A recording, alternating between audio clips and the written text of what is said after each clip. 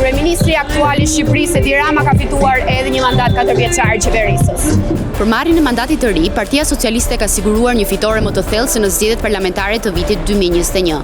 Pa përfunduar akoma numrimi i votave të diasporës, socialistët rezultojnë të kenë fituar 83 mandate, 9 mandate më shumë se në 2021-shin. Kryeministri Rama ka organizuar fjalimin e fitores mbrëmjen e sotme në sheshin Skënderbej në Tiranë. Në 4 vjet ne mbollëm ende më shumë besim tek Shqipëria, prandaj mblodhëm ende më shumë besim nga shqiptarët. Aq herë faleminderit sa që janë antar dhe antare familjes sonë politike që e bën si duhet pjesën e tyre për këtë fitore.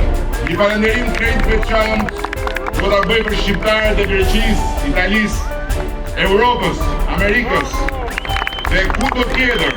Qeveria e Shqipërisë nga viti 2013 drejtohet nga kryeministri Rama.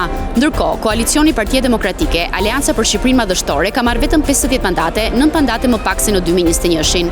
Mandatet e tjera i kanë ndarë PSD-ja, Mundësia, Nisma për Shqipërinë dhe Lëvizja Bashk. Të drejtën e votës në 11 maj e shfrytzuan 1.46 milion qytetarë brenda vendit dhe mbi 195.000 nga diaspora, të cilët për herë të parë morën pjesë në një proces zgjedhor në Shqipëri.